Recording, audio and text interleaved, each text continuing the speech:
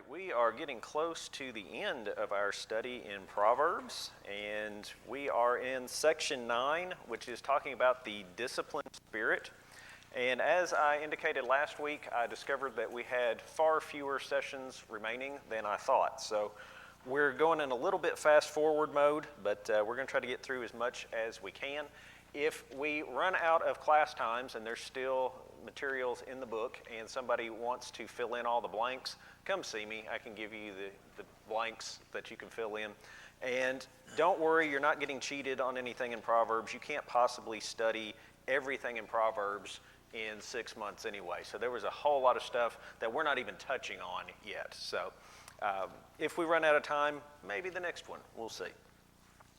All right, so last week we were wrapping up the section on the proper use of the tongue, and we talked about all the bad things that people use their mouths for.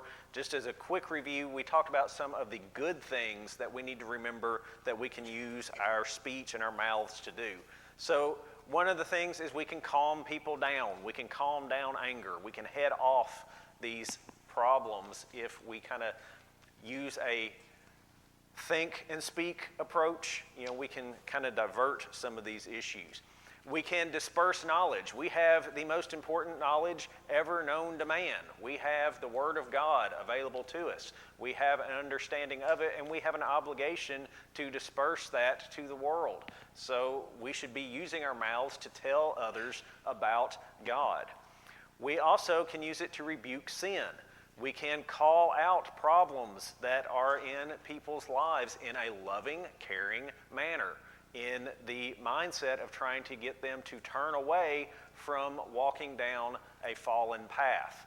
This is not in an effort to just, I just want to, make somebody call them out. I want to embarrass them. It's nothing like that. The idea is we are trying to save souls, and with the hope and the mindset that if I'm going down the wrong path, someone would love and care enough about me to intervene as well. And then just encouraging others. We talked about the idea of false flattery, the idea of giving compliments for the means of getting something in return. How often, though, could we just encourage others with true flattery, true compliments? Hey, you're doing a great job. This is a wonderful thing you're doing. I've noticed that you've done this. Don't you look nice today? Haven't you done a wonderful job in this role or that role? All these things that it helps just to hear somebody noticed and somebody cared. It doesn't have to be a big thing, but that little bit of encouragement. We live in a world of negativity. We're bombarded with negativity everywhere we go, everywhere we turn. It's just crushed in upon us. You don't know how much that little light that you can shine for someone could impact their lives. We can use our mouths for these positive things. All right, so then that gets us into the idea of the disciplined spirit. We started talking about, if we are supposed to be disciplined, what does undisciplined look like? And one of the things we started talking about was an uncontrolled temper.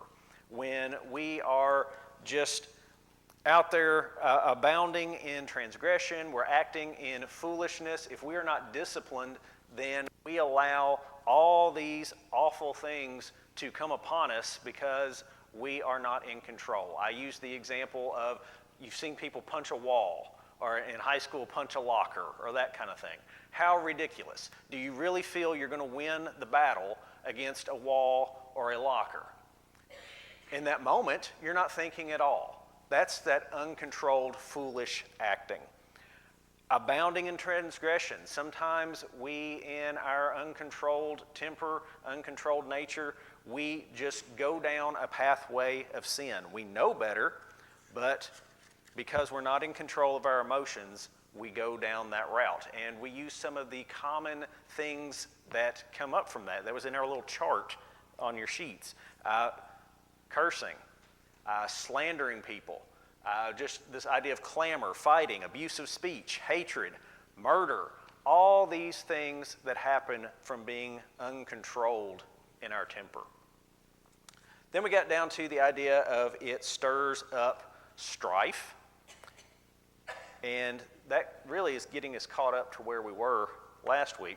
So I think I used the example of if you want to fight, you can find one. If you go to Walmart and you can pick a fight.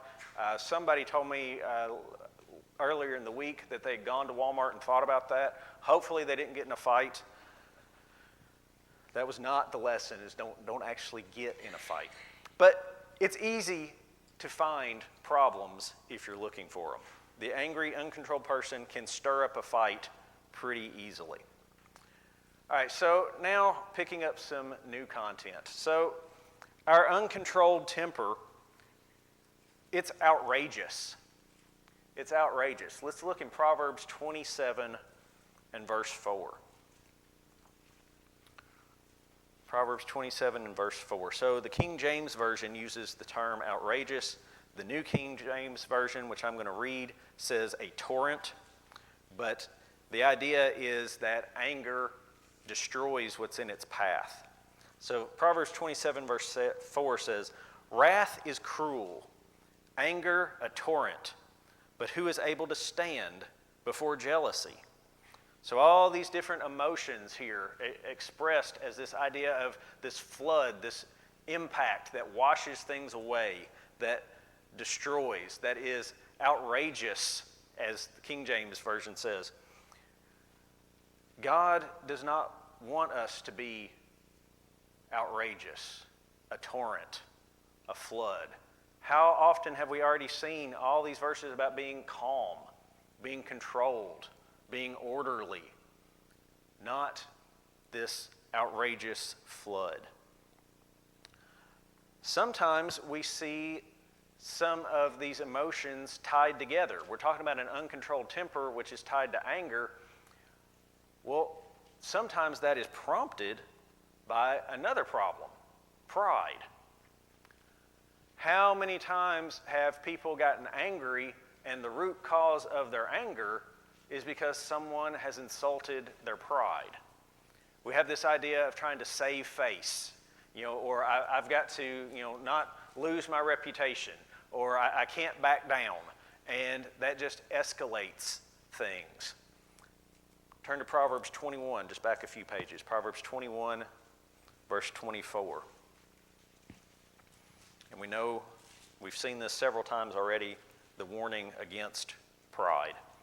It says, "A proud and haughty man, scoffer is his name. He acts with arrogant pride."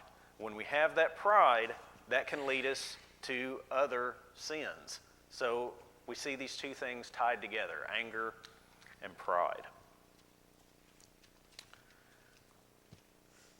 Our uncontrolled temper also leaves us exposed to the devil.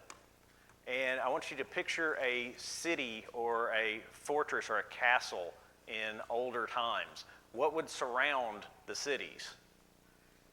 A wall, protection. They would build a wall to keep out the marauders, keep out the animals. Well, when we are uncontrolled, we've basically gone outside the walls. We've stepped out of our protection.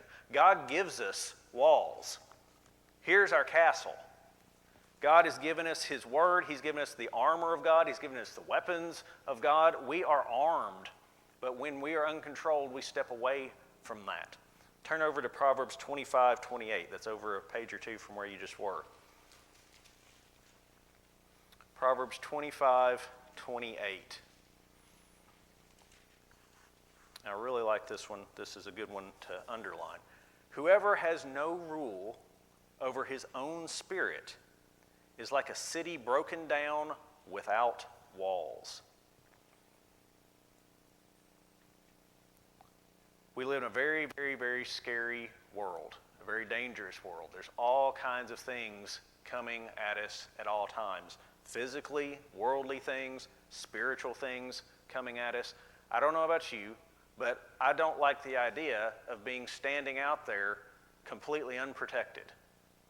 But when we are not in control of our emotions, we're letting our temper guide us, moving us away from what God would have us to do. That's what we're doing. We're stepping out beyond the walls. We're putting ourselves in harm's way. We're allowing all these things to wash over us. I mentioned you build walls to keep out the animals. Well, what does God compare Satan to? What kind of animal? A lion. A roaring lion seeking to devour. We can step out and be devoured if we're not careful. So we have to be very aware of the dangers of an uncontrolled temper. It's also a work of the flesh. So there's a Greek word for wrath called thumos, and what it is describing is hot anger. You can almost hear thermal in that, right? Thumos. So we're going to turn over to Ephesians. We're going to the New Testament for a few minutes. So we've seen Proverbs telling us all these warnings in a physical sense. Let's look at some spiritual application of the same thing. Here we have Paul in Ephesians chapter 4, verse 31. Ephesians 4:31, and he's going to talk about this hot anger. Ephesians 4:31 says, "Let all bitterness, wrath, anger, clamor," we used that word in our chart a few minutes ago, "and evil speaking be put away from you with all malice." He's warning us, put away these things, put them aside. These are things that are going to lead you astray from God. It's a work of the flesh. Paul is talking about all the sinful things that affect our lives and negatively impact our lives. And here we have it: bitterness, wrath, anger, and clamor, all words that we've used in our chart and in this discussion. 3 times he said here, wrath, anger, and clamor. Sounds like the same thing, repeated, right? If you say something 3 times, what's that usually mean? Pay attention. For me, sometimes it's just that I'm forgetful and I don't realize that I've said it. I don't think Paul forgot what he wrote here. Pay attention. This is important. It's emphasis. Wrath, anger, clamor. Similar things. All of these things he's calling out as being a problem in our lives. It's a work of the flesh. All right, let's turn over, still in the New Testament. I want us to go over to the book of Titus. We have to understand that an uncontrolled temper can also disqualify us from important roles in the church, such as the eldership. Titus chapter 1, verse 7. Titus 1, verse 7. Says, "For a bishop must be blameless as a steward of God, not self-willed, not quick-tempered, not given to wine, not violent, not greedy for money." So we have 2 that are kind of related there. Violence, quick-tempered, this idea of being uncontrolled, having this uncontrolled temper. Go over to 1 Timothy 3, verse 3. 1 Timothy 3, verse 3. Still talking about the qualifications here.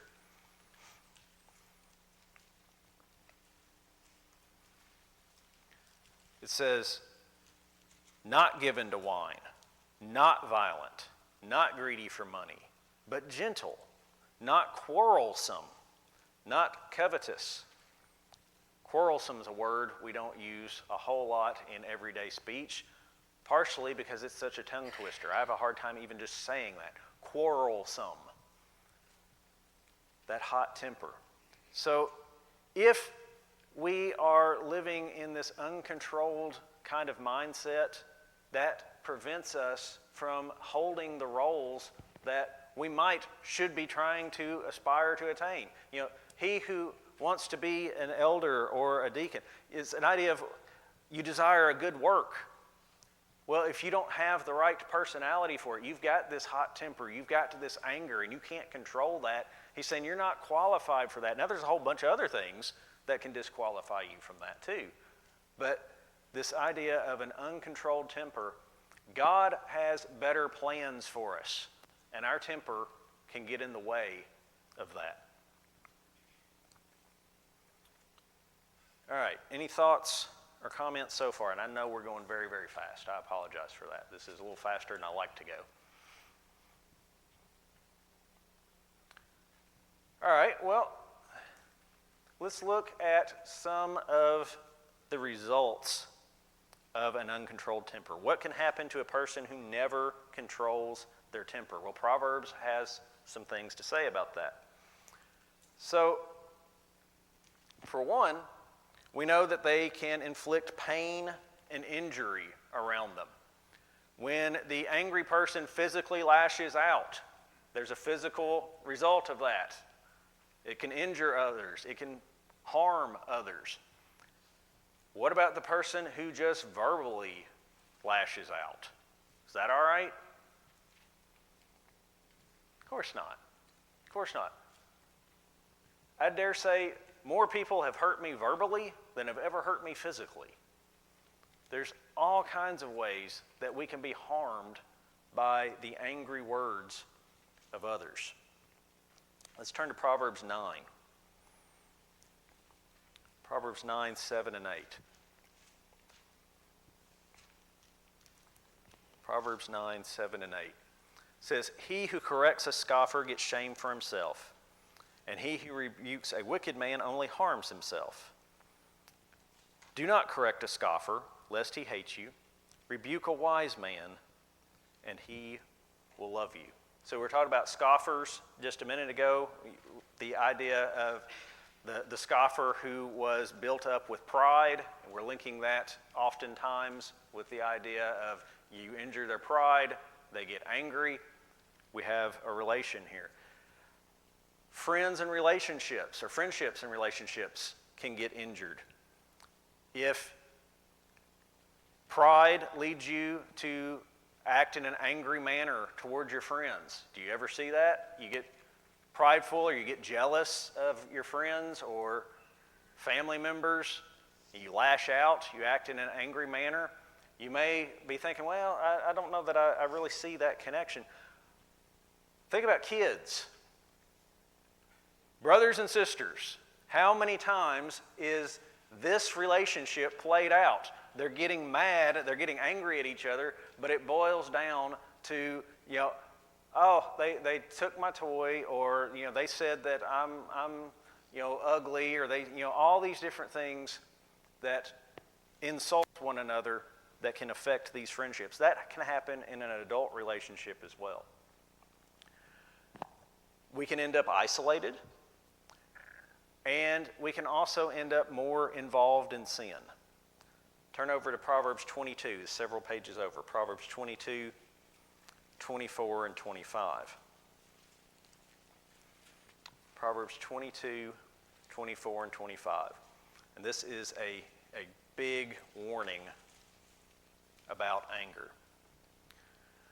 "Make no friendship with an angry man, and with a furious man do not go, lest you learn his ways and set a snare for your soul." This idea of getting more involved in sin. If we are angry, we are likely to go down the sinful path. We've talked about that. We've seen that. If we are hanging out with angry people, how easy is it to get someone else angry? It's not that hard. If you are hanging around people who are not controlling their temper, there's a good chance that at some point they're going to help you lose control of your temper too. There's a friend right there. That's the kind of help we want. Of course not. It's warning us here, if that is the type of company you keep, then you are in danger of losing your very soul. Because we are influenced by the people around us, and angry people tend to get angry reactions. If you're having trouble controlling your own temper, one thing we might take from this is pause and take stock. Who are you hanging around? Are you the root problem, Or is it an influence of people in your lives that are the problem? Are there other people that maybe you should change the relationship or have a conversation with and try to change some of this anger? It could be that your anger problem is driven by somebody else's anger problem. God's warning us here. If you are around angry people, you risk falling into this same trap. All right, so we'll pause again. Thoughts, comments on any of that?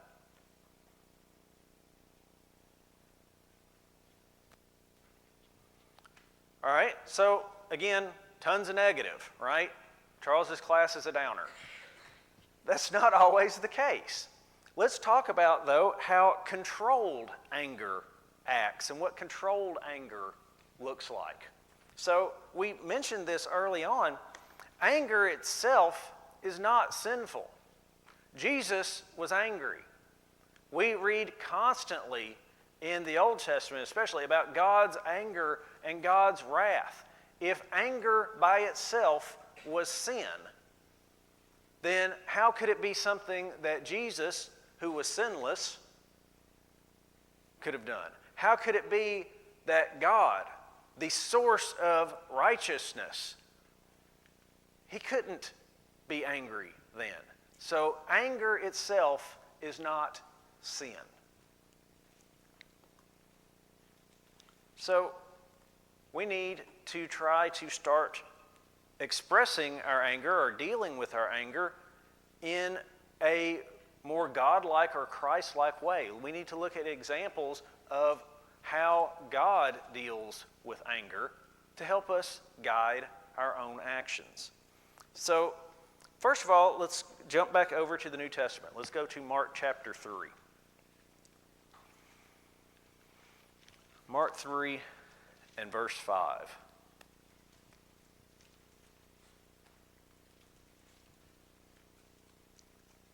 All right, so it says, "And when he had looked around at them with anger, being grieved by the hardness of their hearts, he said to the man, 'Stretch out your hand.' And he stretched it out, and his hand was restored as whole as the other."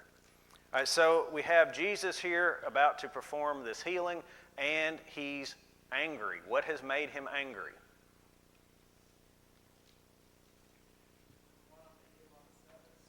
Okay. Yeah, so the root of the issue is that they didn't want him to do healing on the Sabbath. Here in the verse we read, it says right after he says he looked at them with anger. Why? The hearts were hardened. He was grieved. He was stirred up. He had an emotional response to the fact that they were being so callous, so hard-hearted. He was angry. Now, think about this. These people have now angered the Son of the living God. Tell me something that the Son of God would be incapable of doing to these people if he wanted to. Everybody's quiet. Good. There's nothing you can say. The Son of God could have smote them. He could have taught them any lesson he wanted at this point. He could have turned them into pretzels. Anything you can imagine. But how, even though he's angered, even though he's grieved, what did he do? He healed the man. He taught them a valuable lesson without violence. What did he do? He turned around and he showed righteousness, compassion, and love. Even though he was mad, he chose to give a good example. A loving example. So we need to take note of that. All right, now let's jump back to the Old Testament. Go all the way back to Numbers 11.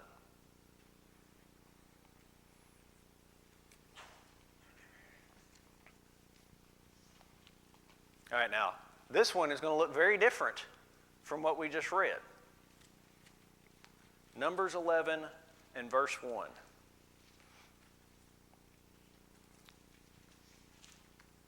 It says, "Now when the people complained it displeased the Lord, for the Lord heard it, and his anger was aroused. So the fire of the Lord burned among them and consumed some in the outskirts of the camp.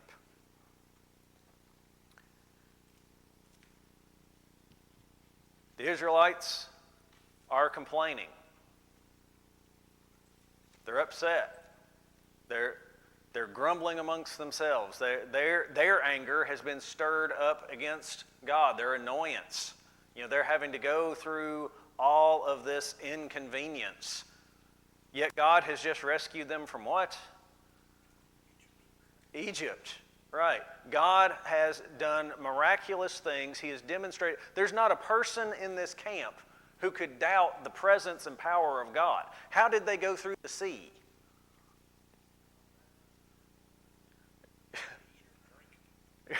Right. Yeah. So the sea was parted. There was the column of fire. God was providing their food. The power of God was everywhere. There was no question, is there a God? How many people today even question, does God even exist? I've never seen God. I've never seen God do anything. These people saw God do astounding things. And yet they're still what? Complaining, grumbling. And so what does it say? It displeased the Lord heard it, and what? He was angered. All right. How did he deal with that?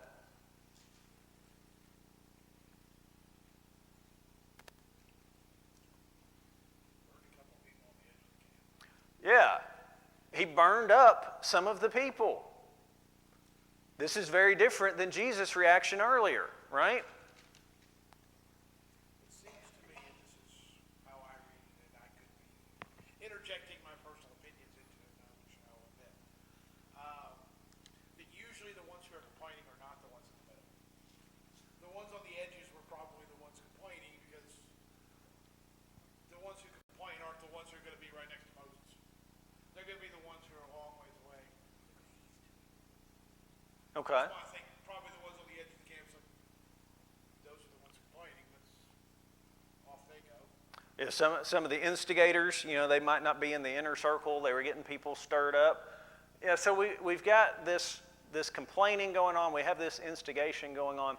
And so God now has made an example of them. He has destroyed them with fire. Very, very different. Now, let's think this through a minute. If God can just destroy those who have made him angry with fire, and he can do that in a righteous manner, if I get mad, why can't I just destroy people with fire? I'm not God. Vengeance is mine, saith the Lord. Yeah, so even though we have this here where we know God has lashed out with fire, in anger, we know, though, God can't sin, so there still must be a righteousness here. How in the world can we possibly justify this in our minds? Well, first of all, God didn't ask us. Second, God is the ultimate source of justice. Now, I might get mad at someone, and I might kill them. Now, things that I can't know is, what is that person's current spiritual state? What is that person's spiritual state in the future? Now, and this is completely conjecture. Take this as you want. But it could very well be God looked down and said, okay, these people right here, they're the ones stirring this up, and there is nothing that is going to happen in their lives that's going to turn them around. These people are unrighteous and are going to stay so. Maybe those are the ones that he struck down. But God would know that. I can't. I can't make any kind of decisions like that. And I can't make a judgment on God's decision because I don't have all the answers. I don't have all the information. But I can promise you, the God of justice and righteousness made a just decision right here. We know that it was just. But just because we see God lash out, we can't emulate that because we are not in the same position as God. And so many times I hear people try to look at this and say, well, but God lashed out with anger. We're not God. Yes, sir, in the back. You bring up very good points, but another one to add to it is keep in mind that God is also the author of life. What he has given, he can take away. It is his right. We try to make the same decision. We're not the authors of life. We didn't give life to that person, and we sure can take it away justly in anger. Right. Yeah, absolutely. Yeah, everything we have, including our very lives, our souls, is God-given.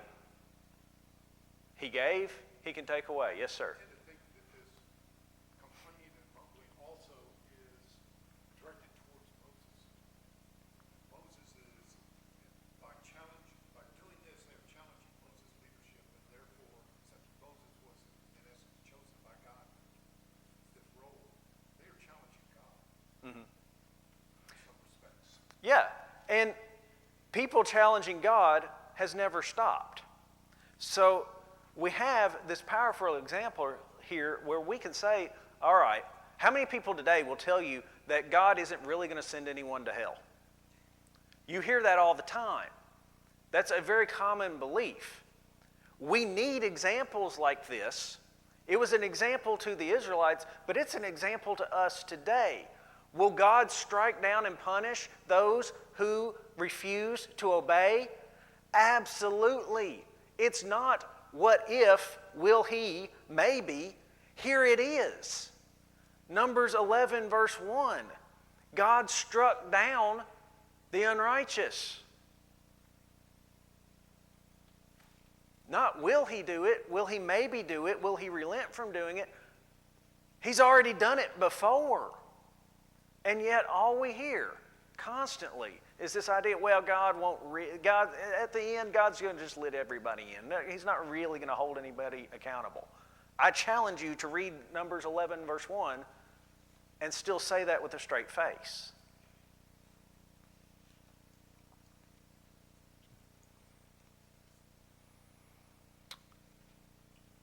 A few pages over, or a few verses over, Numbers 11 verse 10, we're just going to see the Lord's being angry again, and this is going to go back to Moses.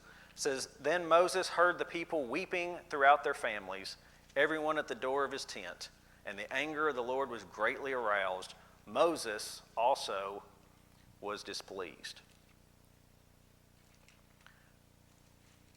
So we know God gets angry. Now, this is right after this event. Turn over just a page or two, and we're going to see another reaction. Numbers 12, verse 9. Moses got angry at God in that same chapter. Yeah. And he says, just kill me here and now. Yeah. So God just God. Yeah. Yeah. Aren't we glad that we don't always get everything we ask God for? Sometimes we ask God for ridiculous things. Sometimes it's out of anger. Sometimes it's out of ignorance. Yeah.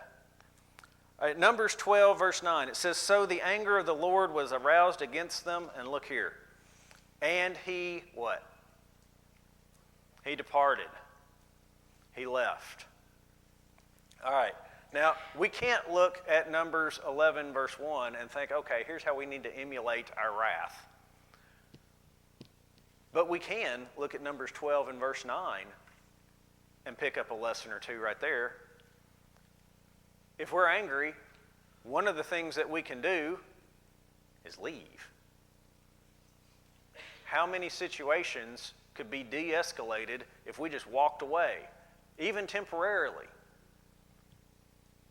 That's one of the ways that God is teaching us. Here's a way to deal with your anger. Walk away. Put some distance between it. Or instead of commenting on Facebook something you don't like, just scroll. Keep on scrolling. Yeah. Yeah. Or even better, we could all just go out and delete our Facebook accounts. And then right after that, Twitter or X or whatever it is now, if we could just get rid of social media, a lot in our society would be better today. I'll get off that soapbox because I can go on forever about that. That's a dangerous one. All right, so what we are seeing the next thing we want to talk about, anger which is selfish. Anger that comes from this pride or this false sense of self. This thing that is driven by our undue feelings of what is right, what is wrong. Anger that is for the sake of others. Things that, I've read that wrong. These things are invariably wrong. However, in contrast, when we are angry for the sake of others, or if we are trying to cleanse ourselves of something, we can see that being used by God as a weapon, a way to purge sin. The people who were complaining, what were they doing to the camp? They're tearing it apart. He used righteous anger to cleanse that from the camp. He got rid of it. When Jesus went into the temple and the moneylenders were there and he drove them out, what was he doing? He was cleansing the temple. He was trying to set the people back on the right path. This was in an effort to cleanse others, to cleanse people from sin, to protect others from sin. God was using his anger in a way to help his people and to help others. So, proper anger, it can show us great understanding. It can appease, it says strive here, that should be strife with an F. It can appease strife, and it can prevent further problems if we use anger in the right way. And let's look at some verses here about that. Proverbs 14:29. Proverbs 14:29 says, "He who is slow to wrath has great understanding, but he who is impulsive exalts folly." Slow to wrath. Does that say absence of wrath? No. It says slow to wrath. That is a different type of anger. That is not the impulse kind of anger. That is the patient, forgiving person who finally gets to the point where they know that they're going to have to do something other than the patience. We see God doing that.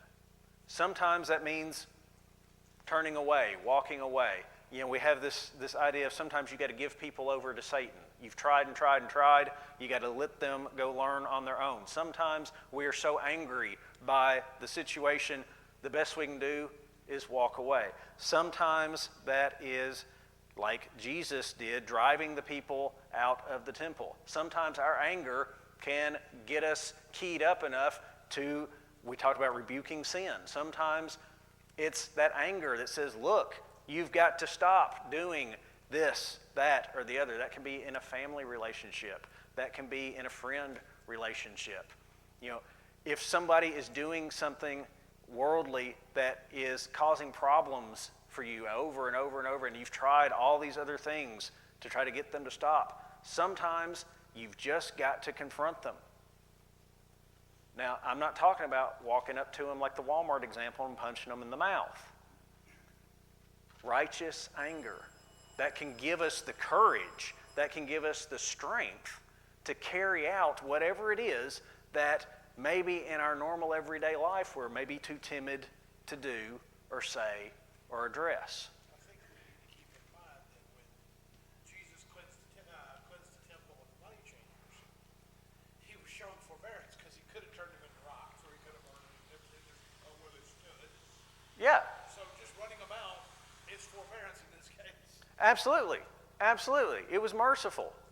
It was merciful because, again, name something the Son of God could not have done to them. You can't name anything. He was merciful. He reacted in a, angry but righteous way. Turn over to Proverbs 19:11.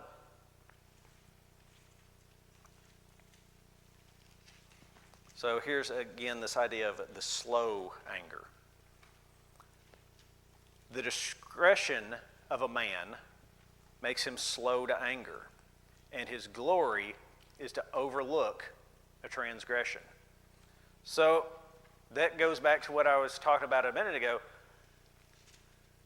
We don't need to react with anger to every wrong or every slight that happens to us or we see in the world.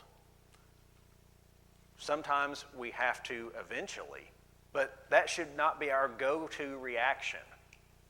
That should be the last resort, not the first resort. Sometimes we have that backwards. All right, we're going to jump out of Proverbs for just a minute. James chapter 1, verse 20. James 1, verse 20. And everything we were talking about with Numbers 11, verse 1, I want you to keep that in mind as we read this. James 1, verse 20. It says, "For the wrath of man does not produce the righteousness of God." Our natural way of behavior with anger is not the same as the examples God gives us. We need to pattern our anger after how God handles anger, not the way that the world teaches us to handle our anger, because that way does not produce the righteousness of God. Our anger doesn't lead to righteousness. We need to curb that with the lessons from God. All right, back to Proverbs 15 and verse 18. We got two more verses in Proverbs here on this topic. Proverbs 15:18. It says, "A wrathful man stirs up strife, but he who is slow to anger allays contention." And then one more, Proverbs 25, verse 8. And I know we've looked at a lot of these previously. I don't know that we've read Proverbs 25:8 yet. It says, "Do not go hastily to court, for what will you do in the end when your neighbor has put you to shame?" We live in that knee-jerk society where, I'm going to sue everybody, I'm going to take everybody to court. And a lot of times that is driven by anger. Not always, but, you bumped into me, in the grocery store a lot, or, you punched me in the middle of Walmart, all these things where we're just the immediate, well, I'm going to get you. I'm going to take you to court, and if I can't make you pay, well, the courts will. And saying, don't be hasty in going to court. Don't be looking for this legal reaction and justification. Now, there's certainly a place for our court system. Absolutely. I'm not saying you should never use the court system. Please don't walk away from here and say, Charles is anti-justice. That is not what I'm saying. But the point here is don't be hasty. Don't let anger, don't let emotion drive us into these ridiculous lawsuits that just tear apart our relationships, our society. And you can't tell me it hasn't affected our society. I mean, how much do people sit around and talk about these court cases? You see it on the news. It just beats us down with this negativity because people are just bickering. That's the society that we've built because we're so eager to sue and take to court and that kind of thing. Great place to wrap up. There is a chart in your handout that compares God's anger and man's anger. We'll be going over that next week. And just a lot of things to think about right there.